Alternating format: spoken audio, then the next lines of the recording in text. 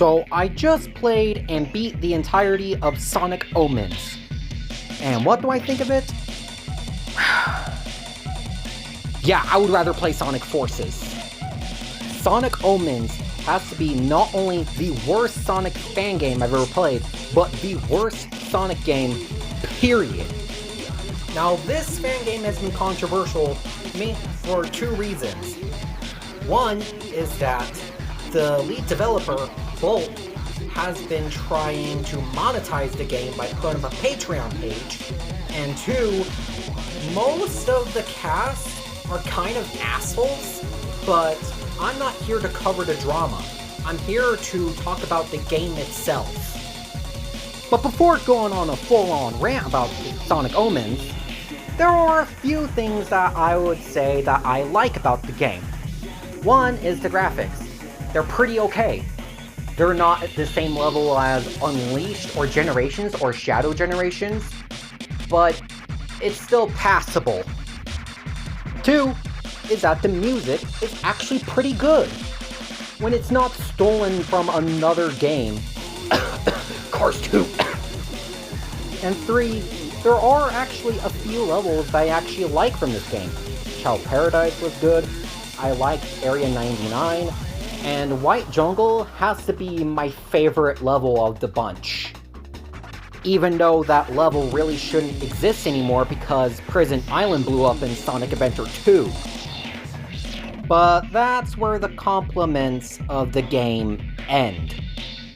Now, let's get to what I don't like about this game. And trust me, there are quite a few.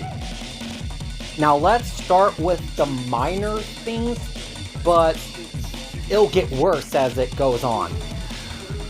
First is that the animation can be wonky at times, like the mouth movements and how the eyes just kind of suddenly jerk to the other side. I don't know, it's just kind of weird to me.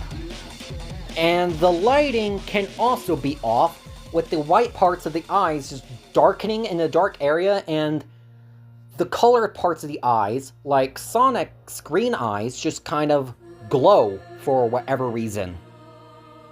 And the ability to use the inner beam from Trip's bracelet to swing from one place to another like Spider-Man. It's a cool concept, but I kind of find it forgettable. Also, I don't like how they merged the game universe with the Sonic X universe because it really makes things confusing, and not to mention, they added in Chris Thorndike, a character that no one really cares about. And when you play through levels, there are just these random obstacles you hit, which you didn't even know they were there, so you don't even know how to dodge them. And it could either lead you to taking damage, or leading to death, which can be very infuriating.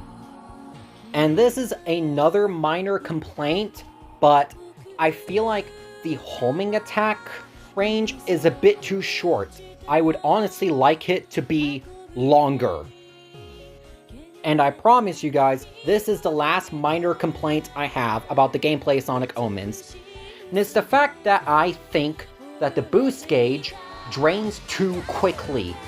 I would honestly like for the boost to last a bit longer, and the boost gauge to drain a bit slower. Another problem in Sonic Omens is that there are way too many pop-ins. And it's not just in the level, it's also in the cutscene, which is just embarrassing. I mean, Sonic Frontiers has pop-ins, but at least it's not in the cutscene. How do you mess up this badly? And there are two things about Shadow's gameplay that I have a problem with. One is that each of the Chaos Powers is mapped to a specific location in the D-pad, which can be very frustrating when you're trying to get to that Chaos Power you want.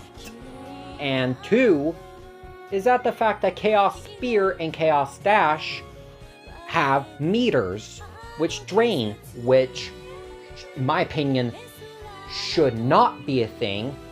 For Chaos Control and Chaos Blast, it's understandable. I think they should be on meters because they are strong attacks. But Chaos Spear allows you to shoot projectiles, and Chaos Dash just gives you a short burst of speed. Why are they on meters that drain? Another problem I have with Sonic Omens is the fact that some of the levels have confusing designs. And this should never, ever be a thing in a Sonic game, especially when you're supposed to be blitzing through a level at high speed. The way should always be clear. You should always know where to go. A perfect example of confusing level design is Moldy Jungle.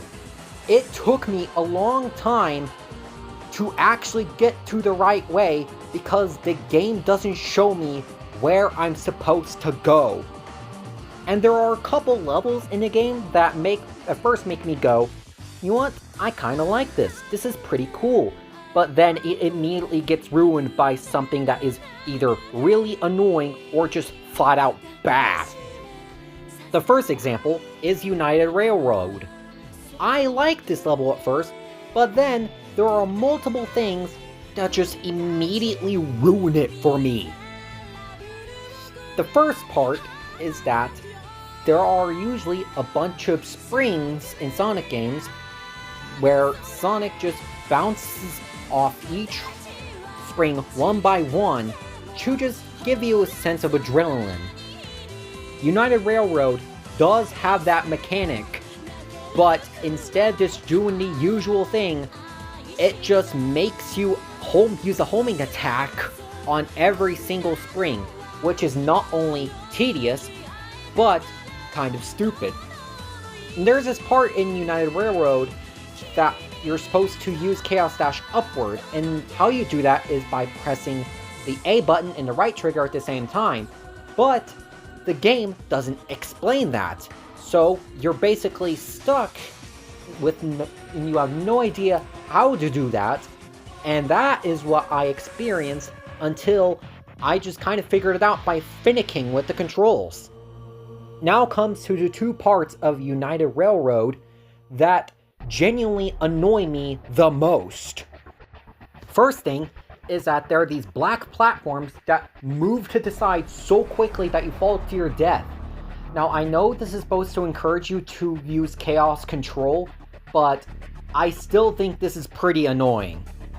Now a part of the level that genuinely pisses me off is that the fact that when you're on top of the train, there are a bunch of obstacles that you're supposed to avoid, which is not a bad concept on itself, but here's the problem. They move so fast that you don't have time to react. Now comes to the second level that I kind of liked at first, but then it was ruined by something that is super annoying. And that's the last level of the game, the Citadel of Lotus. There is this one part of that level, the one part that made me want to scream. And that's the combat area with the goddamn mini Metarexes. These enemies have to be just as badass, if not worse, than the artificial chaos in Sonic Adventure 2. For one, they have this lightning attack that takes away all of your boost, so you can't even get away, and they're way too fast, so they'll be able to catch you easily, and you better hope that you have at least one ring, or else it's bye-bye. Another thing is how they gang up on you. I have never seen an enemy from any game so united to just defeat a player, and it's so annoying. And don't get me started on the tornado levels. Now, I think the tornado levels in Sonic Adventure 1 are pretty fun, and I am okay with the tornado levels in Sonic Unleashed, even though it's not really level, it's just one big quick time event. But the tornado levels in Omens have to be what I consider a form of medieval torture. One thing that makes the tornado levels so bad is the fact that how the movement is mapped. You go up and down with the left stick and go left and right with the right stick. But why? They should be mapped to the left stick, all directions. Why is it like that? And another thing is that when you hit something, you lose more than half of your fucking health. I remember being finished off by even a single tap finished me off at one point. And to add insult to injury, if you hit something, Tails would ask if you would watch where you're going, which I would say, shut up, Tails, while in reality, I was fighting the urge to take my PC and chuck it out of the goddamn window. And here is where the example of confusing level design returns. It's the fact that Wild Ridge took me over 20 minutes to finish because the paths looked the same to me. I could not figure out whether or not I was going the right way because they looked the same. So yeah, the tornado levels are part of Sonic Omens that genuinely make me angry. Another thing that I have a problem with Sonic Omens is the voice acting, because it can either range from being mediocre to outright laughable. And the best example of laughable voice acting for Sonic Omens is Shadow. And you know what?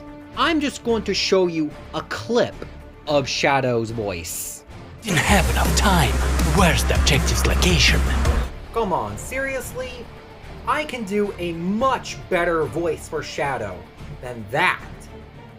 And you know what? I'll even show it to you. Didn't have enough time. Where's the objective's location? And this is coming from someone who's not even a voice actor. And there are a bunch of pieces of dialogue that genuinely confuse me. And here's an example of it. The balance of chaos is upset. Sonic doesn't cope with Emerald's protection, although he dared to say the opposite. Professor Eggman believes that he can test our patience. The balance of chaos is upset? What does that even mean? And also, I lied when I said that I had no more minor complaints. There are still a couple more. And one is the fact that they've been calling Eggman Professor. It's Doctor. He is known as Dr. Eggman, not Professor Eggman. And the other is that they seem to can't stick to whether they should call the organization GUN or GUN. And they seem to be acting like that Eggman has been going out of line, when all he's doing is just collecting the Chaos Emeralds. He hasn't been really doing anything evil. Like, he didn't threaten to blow up the planet. He didn't try to blow up the city. So what has he been doing that is so diabolical and despicable that something had to be done about this? And there was this one scene that kind of bothered me, and it's the fact that Shadow said that Eggman seems to have gotten on Gun's bad side, which begs the question, hasn't Eggman always been on Gun's bad side? What is he doing that's so different from all the other things that he's been doing? Like, I don't know, blowing up the moon? And here's another piece of bad writing. The Exiled, who is the main antagonist of Sonic Omens, wants to use the Chaos Emeralds to create a portal so that he can go back in time and see his home planet. But if that happens, all the Chaos Emeralds will be destroyed, creating a massive explosion, potentially killing every single life on the Earth. But here's the thing. In Sonic 06, Sonic, Shadow, and Silver have used the Chaos Emeralds to travel through time. And was there an explosion? Was there global extinction? Were the Chaos Emeralds destroyed? No. They just traveled through time. That's it. Now, if this is something that didn't happen in official Sonic media, I would let this slide. But it was actually something that did happen. The Chaos Emeralds were actually used to travel through time, which makes this piece of writing very confusing. Now let's talk about the bosses. They all suck. First is how the health bar is so red that I couldn't see how much damage I was doing and how close I was to defeating the boss. Now let's get to the actual bosses. The Dragoon E0 is a combination of boring and frustrating. The first half is basically the boring part, where you're supposed to be basically running, avoiding attacks, and then wait for the opportunity to strike. Now the frustrating part is when you're close to beating it. The Dragoon E0 has an attack where it jumps and tries to squish you. But the thing is, it is so spot on that it'll hit you no matter what, and you can't avoid it. Now the second boss, Gnarl, is not as bad as the Dragoon E0, but I still did not enjoy it. It has a simple concept. Avoid its attack, and wait for the opportunity to shoot it in its mouth. But the problem is that you're supposed to shoot at it when it's trying to charge at you, and also try to dodge it and to avoid taking any damage. Next is the Vortex. Fuck this boss. I remember dying so many times fighting this boss, mainly due to the fact that it kept hitting me while I was trying to reach the Mushroom Spring and hit it at its weak point. Next is Metal Ember. This boss has two attacks that are basically unavoidable. One is a barrage of missiles, and two is basically a huge laser blast that hits you point-blank range. And in order to hit the boss, you're supposed to charge at it with the boost and hit and home and attack its weak point. But the problem is, the boost gauge drains really fast, and if you don't have little to no boost left, then you can't hit it. The Maria boss fight is horrible, mainly because there is way too much going on and it is easy to get hit. I remember doing this on first try and getting my first S rank, which is surprising, but I didn't really care. I just wanted to get this godforsaken game over with. And now, the final boss, the Exiled. The first phase is just straight up unfair. Now here's what you're supposed to do. You're supposed to fill up your boost gauge, press the Y button to transform to Supersonic, and attack the Exiled. Sounds simple enough, right? But here's the thing. The Exile's attacks are so accurate that you get hit, thus losing all the boosts you've gained. And remember the mini Metarexes I mentioned earlier? Those little shits are back, basically as a middle finger from the devs. And once you get the first phase done, it is not over because there's a second one. And the second phase has the same problem of not explaining what you're supposed to do. So what you're supposed to do during the second phase is, as Supersonic, you fill up your boost meter, and once that meter is full, press the Y button to unleash an attack that will stun the Exiled and give you the perfect opportunity to use the homing attack on him. But do they explain that? No. And after so many deaths, I have finally defeated the final boss, thus ending this god-awful game. Now, if I have to rate this game, I would have to give it a 3 out of 10, and that's just me being generous. This game honestly had so much promise, but unfortunately it was executed so poorly. So yeah, I really don't recommend this game. And considering the fact that a lot of the people behind this game are scumbags, they don't deserve any credit from me at all. If you want to play good Sonic fan games, try Project 06, try GT, try Encore, try Robo Blast 2. Those are some of the best Sonic fan games I have ever played. Now this is where my review on Sonic Omens ends. I hope you enjoyed this video, and if you agree or disagree with my takes on this game, that's completely fine. This is Sonimus Prime, signing off.